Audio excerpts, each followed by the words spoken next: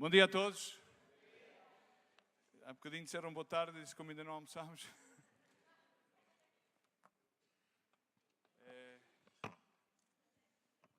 Glória a Deus. Eu queria convidar-vos entre vocês que nos levantássemos todos, ok? Vamos fazer um bocadinho de exercício.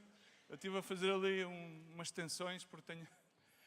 E podemos cumprimentar-nos no nome de Jesus Cristo. Cumprimenta a pessoa que está ao teu lado.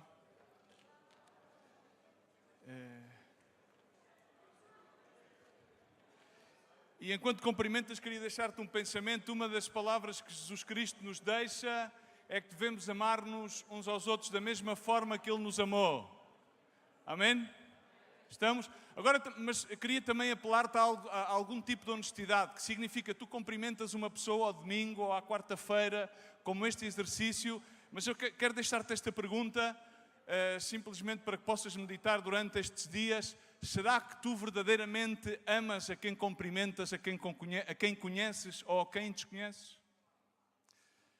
Pensa nisso, não é? Porque devemos ser o suficientemente honestos e questionar-nos a nós mesmos, porque uns breves segundos de um cumprimento, uma boa intenção, uma palavra evangelástica, muitas das vezes não muda nada, nem no nosso coração, nem no coração dos outros. Mas a eficácia e o poder da sabedoria de Deus que nos leva realmente a esse verdadeiro amor, então poderá marcar uma grande diferença. Queria, antes de começar, queria ler uns versos nos quais vou basear e depois oramos e depois podemos nos sentar. Paulo escreveu a uma igreja muito similar à igreja que nós conhecemos hoje em dia, uma igreja em que muitas pessoas tinham diferentes ideias, diferentes linhas de pensamentos, que era numa cidade que era conhecida como a cidade de Corinto, que era uma cidade cosmopolita, talvez como Madrid, como Londres, talvez inclusive como Lisboa, onde confluíam muitas linhas de pensamentos, filosofias, havia riqueza, as pessoas de alguma maneira eram prósperas e ao mesmo tempo foi uma igreja que passou por muitos conflitos internos e que Paulo continuamente teve que lhe escrever. E na segunda carta aos Coríntios, na primeira carta aos Coríntios, capítulo 2, ele escreveu-lhe desta forma: E eu, irmãos, quando fui ter convosco, anunciando-vos o testemunho de Deus, não fui com sublimidade de palavras ou de sabedoria, porque nada me propus saber entre vós, senão a Jesus Cristo e este crucificado. E eu estive convosco em fraqueza, e em temor, e em grande tremor. E a minha palavra e a minha pregação não consistiu em palavras persuasivas de sabedoria humana, mas em demonstração de espírito e de poder, para que a vossa fé não se apoiasse em sabedoria dos homens, mas no poder de Deus. Amém? Vamos orar?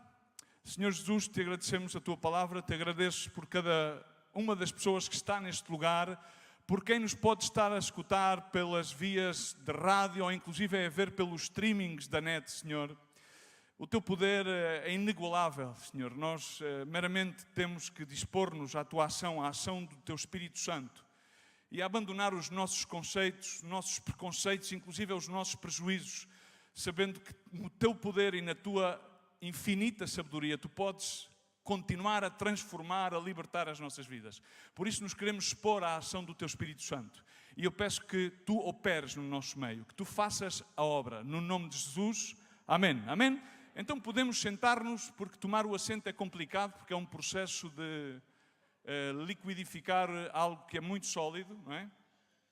E quero dizer-te, ou gostaria de dizer, tomando esta escritura, e não como algo de alguma maneira penoso, que da mesma forma como veio Paulo escrever isto, eu quero dizer que também hoje me encontro aqui diante de ti, primeiramente com temor e também em tremor diante de Deus, mas sobre todas as coisas reconhecendo as minhas fragilidades, sobre as quais então Deus pode fazer a sua obra.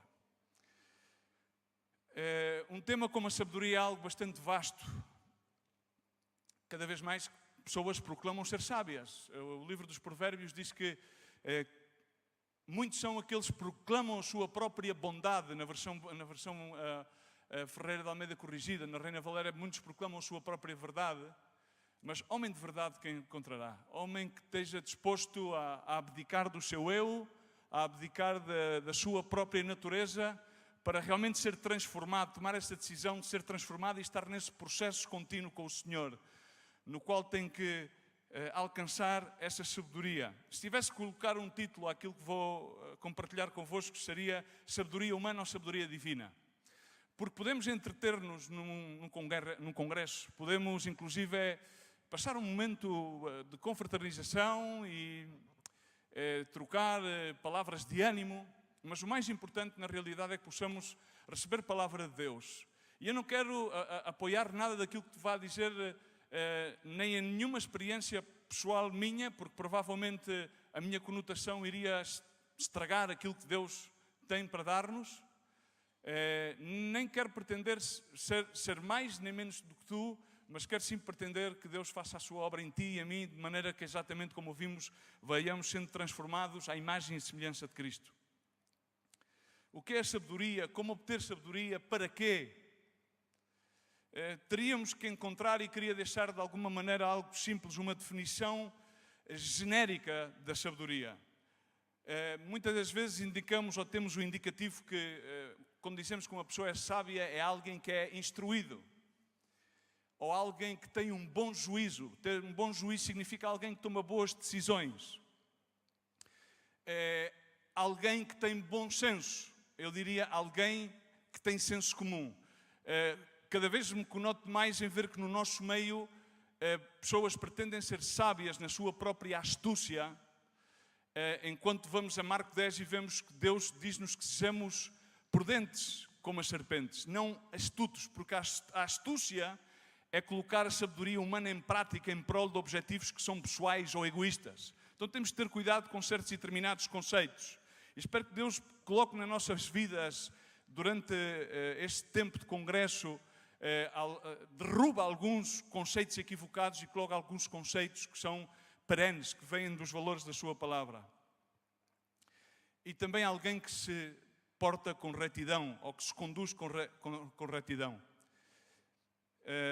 A sabedoria de Deus é uma das características mais mencionadas na Bíblia e tem que ver com a omnisciência, porque Deus conhece todas as coisas, desde diante das formações das mesmas, e Ele tem controle, soberania sobre todas elas.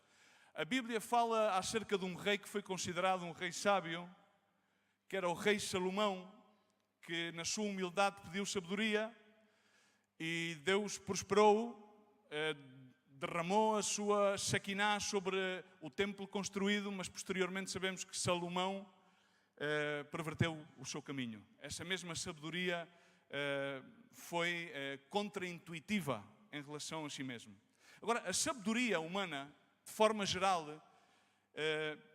tem que ver com que tenhamos que adquirir conhecimento. Ou seja, sabedoria não é conhecimento, porque nós podemos conhecer coisas, mas, no entanto, não termos a perspectiva correta. Então, a sabedoria humana requer que todas as pessoas, acerca de certos e determinados aspectos da sua vida, tenham adquirido o conhecimento factual do facto que seja. Por exemplo, no matrimónio tu tens que ter factos que adquires, não é?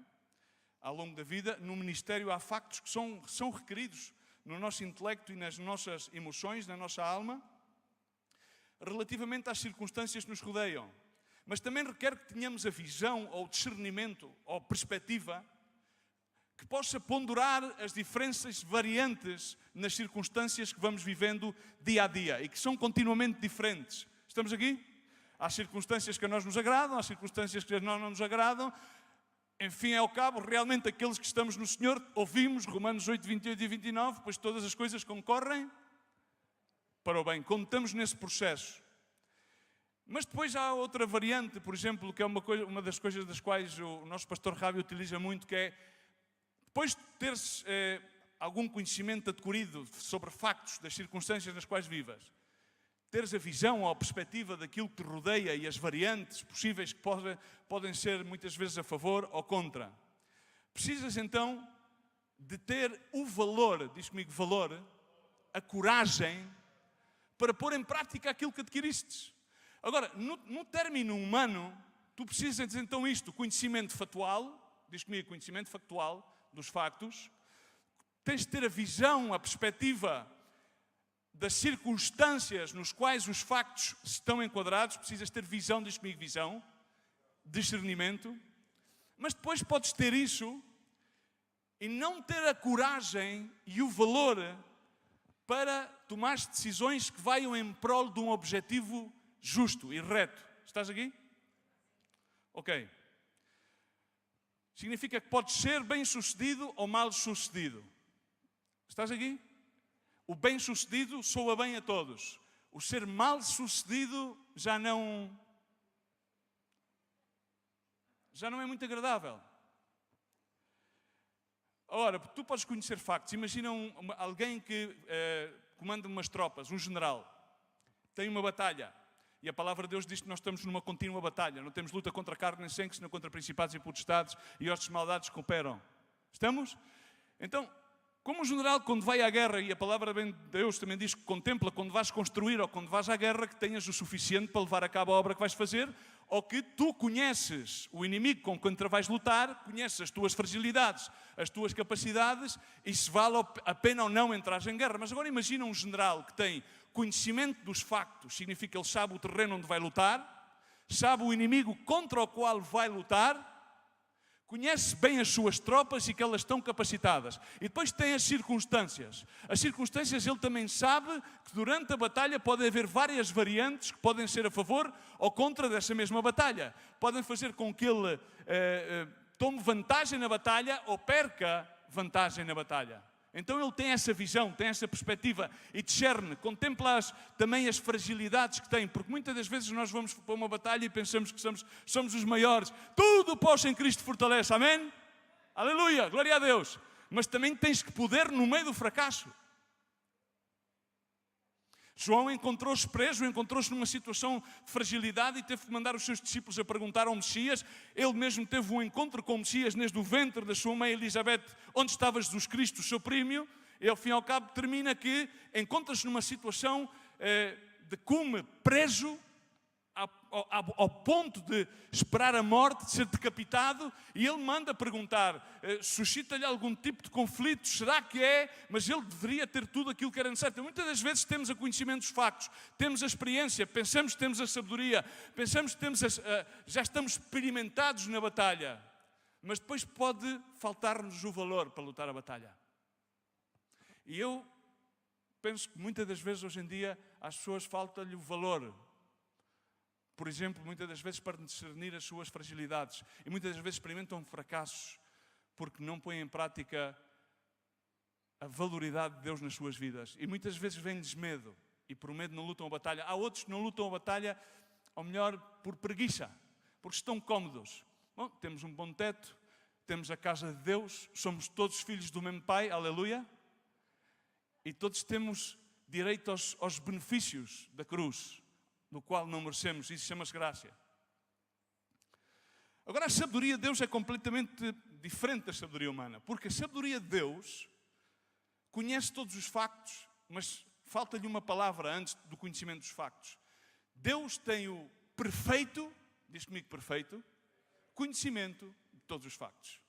Deus tem a perfeita visão e o perfeito discernimento de todas as circunstâncias, em todos os lugares dos mundos, em todas as pessoas, aquelas que nele creem e aquelas que neles não creem. Aquelas que são a favor dele e aqueles, como dizia Paulo, que são inimigos da cruz, cujos cuidados são o seu ventre, é o seu egoísmo, são a sua agenda.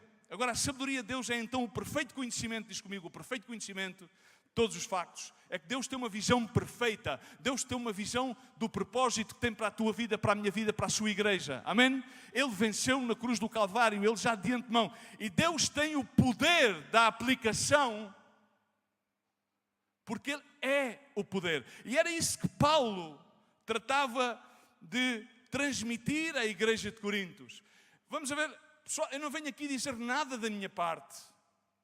O que eu venho falar convosco é algo que eu não propus saber nada mais senão a Jesus Cristo, e este crucificado dizia, e eu venho para convosco não como um homem que de acordo à lei era perfeito, um homem que boa linhagem, de acordo à tradição judaica, com um grande percorrido ministerial, não sei o quê. Ele tinha em conta as suas fraquezas e ele tinha temor. Então ele queria usar a palavra de Deus no contexto adequado para que ela, no poder de Deus, pudesse afiançar a nossa fé. Amém?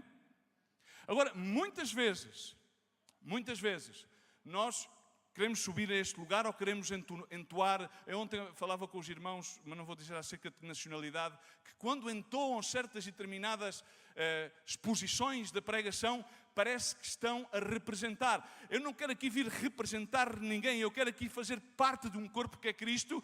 Eu quero aqui simplesmente que esta palavra de Deus, ancorada, repeti-la, enfocá-la, não descontextualizá-la, para que a tua fé não se apoie em algo que houve de parte de um homem como uma interpretação pessoal, mas como algo que está literalmente escrito, que pode mudar a tua alma, que é poder para a tua salvação.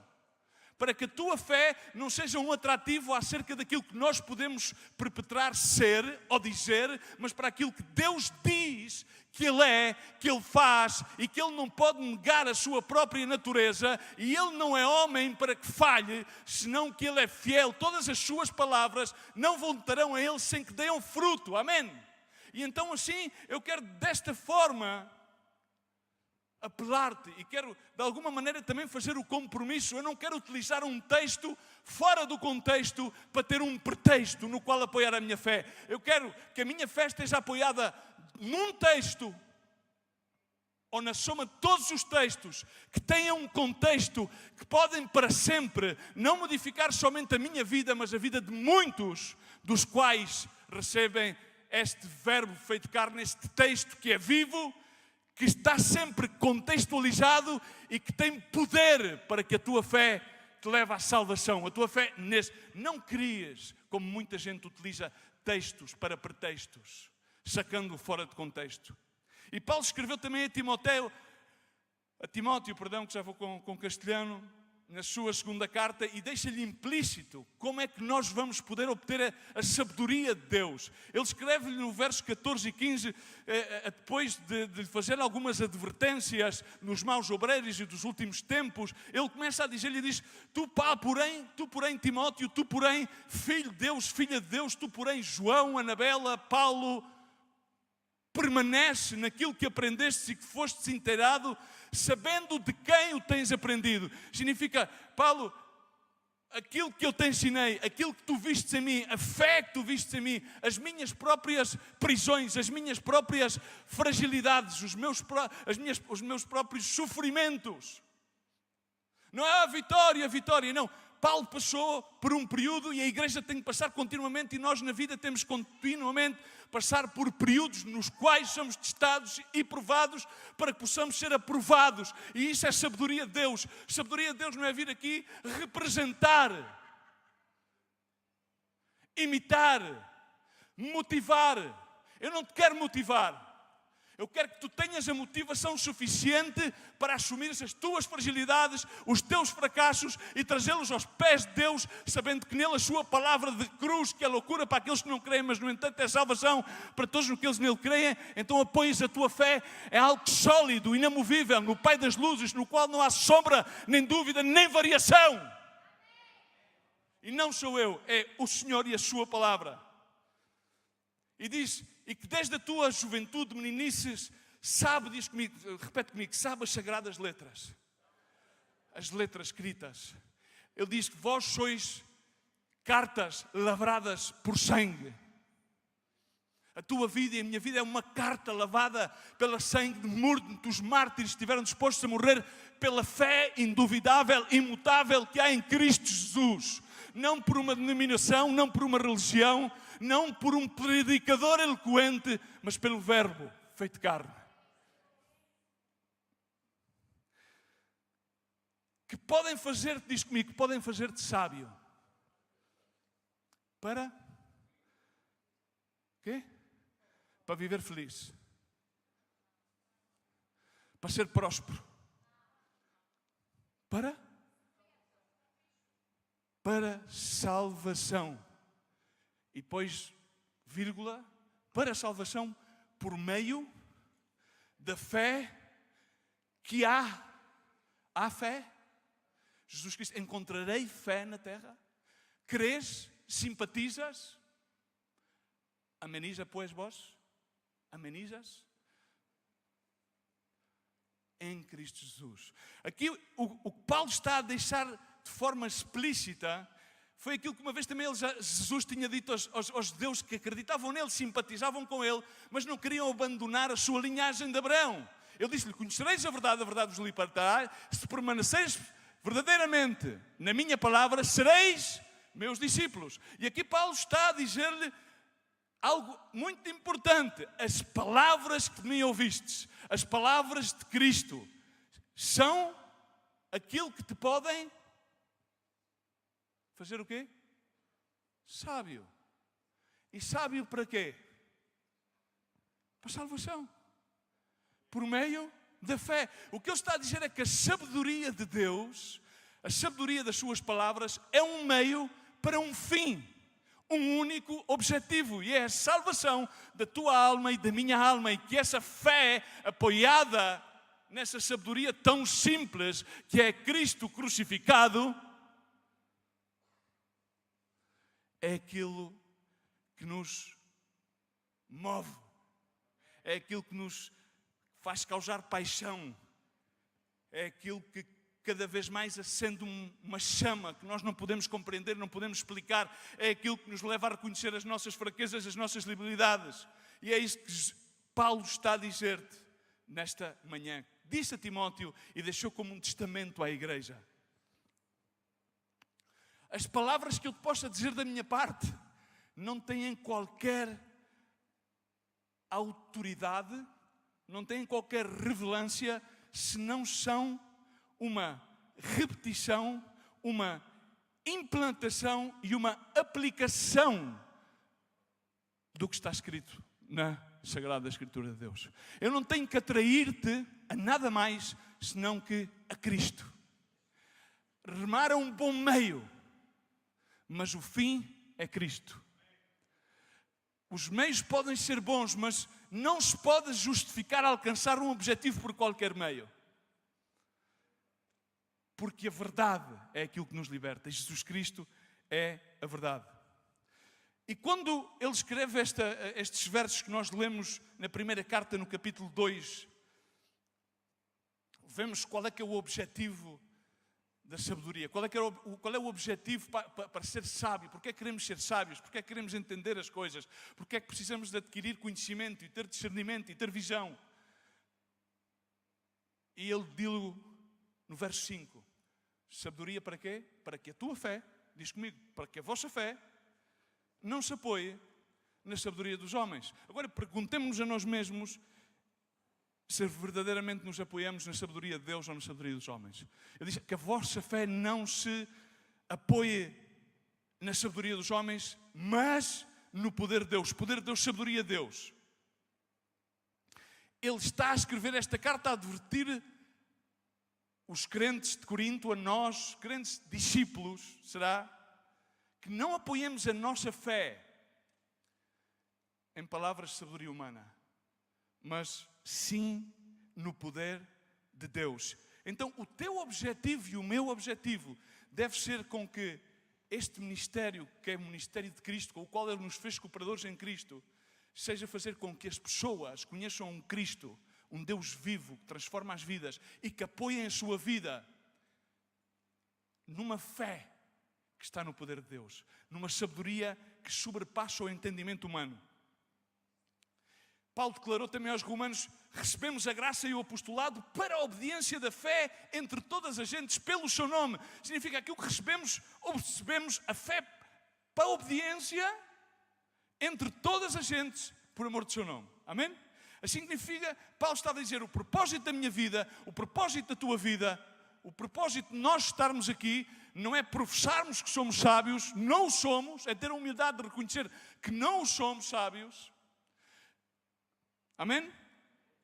Mas o objetivo teu e meu deve ser de direcionar-nos a produzir fé e a inspirar fé na vida das pessoas no nome de Cristo Jesus. Poder para a salvação. Amém? E esse foi o propósito da vida de Paulo. E esse deve ser o propósito do nosso ministério, que não é nosso, pertence a Deus, Ele faz-nos cooperador com eles. Por isso é tão crucial. Se nós começamos a atrair as pessoas sim, há uma obra social, é engraçado, sim, há várias, tudo isso, mas o centro de todas as coisas é Cristo crucificado. Amém? É Jesus Cristo, é a mensagem simples do Evangelho. Por isso não temos que basear-nos na nossa própria sabedoria, na nossa própria interpretação ou nas nossas experiências, mas sim no poder de Deus, na palavra falada, que foi a palavra de Deus. Amém? E esta é a razão que podemos encontrar. Esta fé salvadora não se pode apoiar na sabedoria dos homens, senão deixa de ser uma fé salvadora e passa a ser considerada como uma fé que é imitadora. Muitas pessoas imitam a fé de outros. Não imites a fé dos outros. Deus impartiu fé na tua vida. Amém? E essa fé genuína é aquela que nos leva à vida eterna. Mas agora entendamos uma coisa, que podemos correr o erro de oferecer às pessoas uma base errada no qual eles possam apoiar a sua fé, quando nós o fazemos na nossa própria sabedoria. A sabedoria dos homens pode ser destrutiva para a fé de outros homens. Estás aqui? Então, se queremos considerar-nos aprendizes da sabedoria de Deus, aprendemos como Paulo significa: eu não fui ter convosco com sublimidade de palavras. Não vim com grande eloquência, se bem que ele tinha toda a necessária, tinha toda a escola, tinha toda a experiência. Ele tinha a religião verdadeira dos hebreus. Ele conhecia a lei como ninguém. E disse: não me propus saber nada mais. E muitas vezes nós queremos saber muitas coisas. E é bom ter curiosidade, mas tudo vem a seu tempo, porque Deus revela a seu tempo.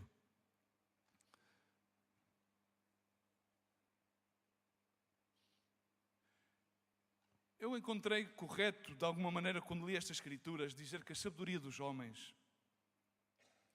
é o uso da mente humana para obter ideias contrárias ao significado da morte de Cristo. Estás aqui? É simples.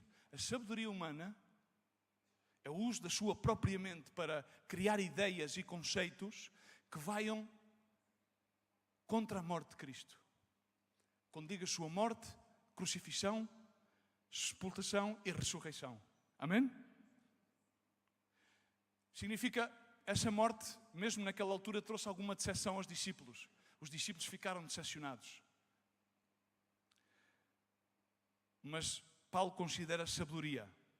Paulo expressa aos Gálatas desta forma no verso 14 do capítulo 6: longe esteja de mim gloriar-me, a não ser na cruz do nosso Senhor Jesus Cristo, pelo qual o mundo está crucificado para mim e eu para o mundo. Essa cruz tinha um efeito e tem que ter esse efeito. Essa crucifixão é fazer com que o mundo fique crucificado, com que o mundo fique para trás, com que o nosso sacrifício vivo seja de oferecer as nossas vidas ao Senhor e fazer com que esses conceitos, essas ideias, possamos ir contra a corrente. Significa colocar a nossa confiança num Cristo crucificado, não num Cristo glorioso, que era o que os hebreus esperavam, um rei, um Messias glorioso. É isso que hoje em dia se vende na religião. Glória, glória, glória, tudo vai bem, tudo é glória a Deus, tudo vale. Contanto de atrair mais adeptos. Só há validez na cruz do Calvário. Mas, no entanto, a sabedoria humana está 100% comprometida em manter motivos que nos possamos gloriar nós mesmos daquilo que fazemos. Ok? Gostamos de reconhecimento, procuramos reconhecimento, procuramos inclusive clonar-nos na vida dos outros. Criar clones. A religião hoje faz clones. Cada vez há mais seguidores da pessoa A ou B e menos seguidores de Cristo. Então, se podemos dizer isso, sabedoria ou loucura? Loucura é a cruz. A sabedoria humana é contra-intuitiva, porque o que é mais fácil? É caminhar numa estrada ampla ou numa estrada estreita? Por onde é que entrarias? Não estou a falar evangelástico, de uma maneira... Para mim é mais fácil ir numa estrada ampla. Intuitivamente somos levados aos caminhos fáceis, mas diz que estreito é o caminho que leva à salvação. Então é contra-intuitiva, a sabedoria humana é contra-intuitiva de acordo aos padrões de Deus. Amém? Quando queremos construir em sítios, mas não vemos aquilo que está debaixo da superfície, somos bastante superficiais. É um dos perigos da sabedoria humana, a superficialidade, a representação daquilo que eu aparento ser, mas na realidade não sou. É uma questão de escolha, é uma questão de escolher de uma forma sábia, como aquele construtor do qual o Senhor fala. Mas Paulo continuava em 1 Coríntios, no versículo 18, ele considerava que para ele a palavra da cruz é loucura para os que perecem, mas para nós, diz comigo, para nós que somos salvos é o poder de Deus. E no verso 23 ele diz, mas nós pregamos a quem? A Cristo glorificado. Não te deixes enganar porque há muitos que predicam a Cristo glorificado. A única pregação válida é um Cristo crucificado.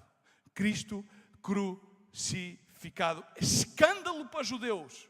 Escândalo para os religiosos. Loucura para os filósofos, para os gregos, para os idealistas.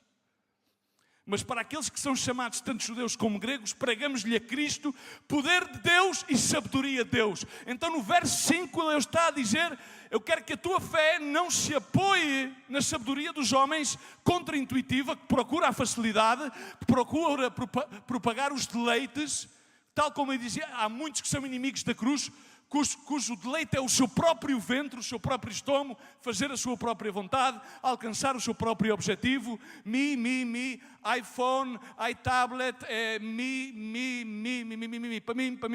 para mim. Mas, na realidade, a sabedoria e o poder de Deus é que tu olhes a um Cristo que é crucificado, que virá em glória, amém? Verá em glória. Diz que aquele mesmo que o seu próprio Filho poupou, antes o entregou para todos nós, como Ele não nos dará, por seu poder infinito, com Ele todas as coisas. Todas as coisas foram feitas por Ele, para Ele, e nele subsistem, amém? Então Ele deu-nos o seu Filho unigênito, amém? Não o poupou do sacrifício, não o poupou da cruz, não o poupou da dor. Para quê? Para dar-nos a nós o seu poder, a sua sabedoria de um Cristo crucificado, e com isso todas as demais coisas. Por isso diz, buscai primeiramente o reino de Deus e todas as demais coisas vos virão por acréscimo. Porquê? Porque tu não estás a buscar a tua eloquência, não estás a buscar propagar um ideal, mas sim uma paixão que inundou o teu coração com uma mensagem tão simples, que é a mensagem da cruz, que todos abandonam, mas a mensagem da cruz é poder para salvação, amém? Então apoia a tua fé nisso, e a palavra do pregador não tem que ser com sublimidades, não tem que ser com vãs floreados, não tem que ser com palavras persuasivas, senão Paulo diz, a minha palavra, a minha pregação, que a tua palavra, que a minha palavra, que quando nós pregamos a um Cristo, que a sua maior glória irradique no simples facto da cruz do Calvário. Isso é o poder, isso é sabedoria para a salvação. Ele diz, não consistiram em palavras, não te quero persuadir,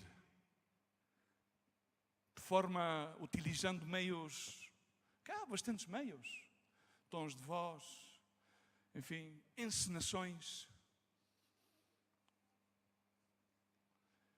colocação dos sustenidos da voz, como fazem os cantores, mas é demonstração de espírito e poder. Espírito e poder. Amém? Assim que, e quais foram os meios? Quais são os meios que tu e eu necessitamos para estar nesta sabedoria? Essas palavras que ele dizia a Timóteo. O foco do propósito do trabalho de Paulo, que conseguiu levar a cabo, e radica no verso 3. Toda a gente diz de forma retórica, como estás? Bem, mas se calhar estamos bem fastidiados. E é melhor estar bem fastidiado do que estar bem glorificado. Porque significa que quando estamos bem fastidiados, significa que há espaço para que Deus faça alguma coisa nas nossas vidas. Amém? Ele disse, eu estive convosco e eu estou contigo em fraqueza, fragilidade, em temor, o princípio da sabedoria, e em tremor. É uma grande responsabilidade. Não quero dizer-te palavra nenhuma que não me venha da revelação. Eu conheço os livros, eu conheço toda a lei, os profetas, mas eu venho falar-vos em franqueza e em temor, com demonstração de espírito e poder. Se tu pregas a mensagem do Evangelho, fala-o desta maneira, compromete-te a adquirir sabedoria de Deus, e a sabedoria de Deus é o seu poder, é que as pessoas possam alicerçar a sua fé em Cristo Jesus, um Cristo crucificado. Loucura para este mundo, porque aparentemente foi uma derrota. Significa que os judeus conseguiram levar aquele incómodo à cruz. Ele veio para os seus e eles rejeitaram-te. A pergunta de Paulo não era tanto o que é que eu posso fazer por Cristo. Muitos de nós queremos fazer coisas para Cristo. Mas Paulo, mais bem, a sua pergunta ao Senhor era: o que é que Cristo pode fazer por este mundo através de alguém indigno como eu? Isaías servia, mas quando viu ao Senhor, ele viu que ele era um homem de lábios impuros e que era indigno, e aí dispôs o seu coração. Quando tu vês que em ti não há nenhuma dignidade, nenhum valor, e começas a pôr o valor naquele que tem todo o valor, então podes ser considerado um indigno, porque na tua indignidade há toda a dignidade, há todo o poder, para que a fé apoiada num Cristo glorificado na cruz do Calvário possa ser de efeito na tua vida e naqueles que te rodeiam. Mudam totalmente os conceitos. Paulo não estava preocupado em demonstrar quanto poder é que eu posso demonstrar de parte de Jesus. Senão Paulo perguntava de outra maneira: quanto poder pode Jesus demonstrar por meio das minhas fraquezas? Ele disse: eu tenho um aguilhão na carne. 3 vezes pediu ao Senhor: Senhor, por favor, livra-me deste aguilhão. E o Senhor disse: basta-te a minha graça. Então Paulo diz: então aprendi a gloriar-me. Só diz uma pessoa: aprendi. Glorias-te onde? Onde é que te glorias? No que tu fazes, na montagem do congresso, nos autocolantes, no fato e na gravata e no cartel. E nas raias e nos anos e na experiência. Não. Ele não. Nas minhas fraquezas. Porquanto então sou débil, o poder de Deus se aperfeiçoa. Assim, confia no Senhor com todo o teu coração. A sabedoria, o meio para estar em sabedoria com Deus, no poder de Deus, na sua fé, é através dos sofrimentos e das fraquezas. Amém? E então aí há o poder da transformação. Aí podemos ver a Cristo glorificado nas nossas vidas. Amém? E eu quero terminar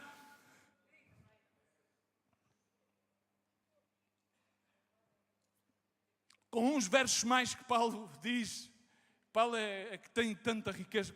Quando ele fala à igreja de Corinto, uma vez mais, na segunda carta, uma vez mais lhe escreve a Corinto, tinha outros problemas. Ele diz: temos, porém, este tesouro. Aleluia, aleluia. Podem subir os de alabança que eu vou já terminar. Para que a excelência do poder seja de quem? De Deus. Tu crees que nós temos algum mérito em fazer o bem? Aquele que sabe fazer o bem não faz, é-lhe contado como pecado. Assim, cada oportunidade que venha de fazer o bem, falo. Não olhes a quem, faz o bem sem olhar a quem. E não de nós, em tudo, dizia Paulo, em tudo somos vitoriosos. Não, somos como? Atribulados, mas no entanto não angustiados. Estamos perplexos, mas no entanto não estamos. Não sei como é que tu estás, mas eu grande parte do tempo passo com perplexidade.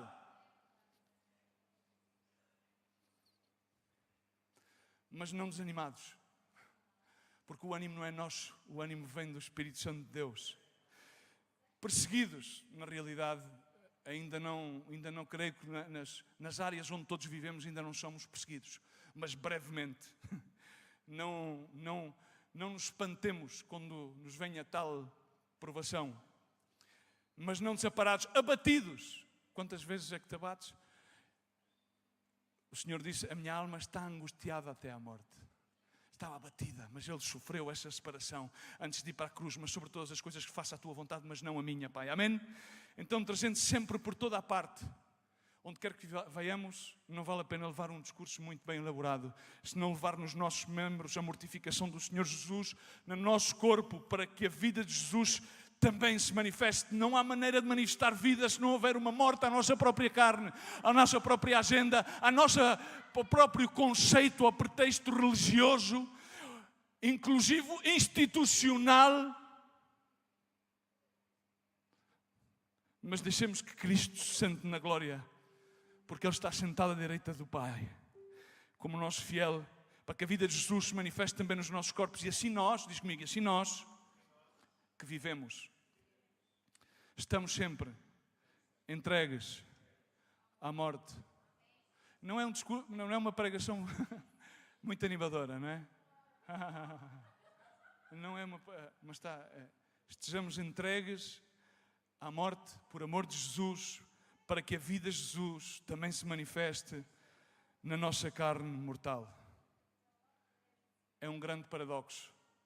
Mas Ele depois também disse: não temas, eu estou contigo, não te assombres, porque eu sou. E Ele disse: não temas, porque eu estou contigo. Ele nesta manhã diz: não temas, porque eu estou contigo. Eu sou o teu Deus, eu fortaleço-te e certamente te ajudarei. Sim, e eu te segurarei com a destra da minha justiça. Não com aquilo que tu podes fazer por mim, senão com aquilo que eu já fiz e faço por ti. É completamente diferente. E dessa maneira que começamos a adquirir. E vamos dizer exatamente o que o pai daquele miúdo lunático que foi levado aos discípulos e não puderam libertar, dizer: eu creio. Amém? Tu crês? Eu creio. Mas podíamos fazer uma oração honesta. Eu creio.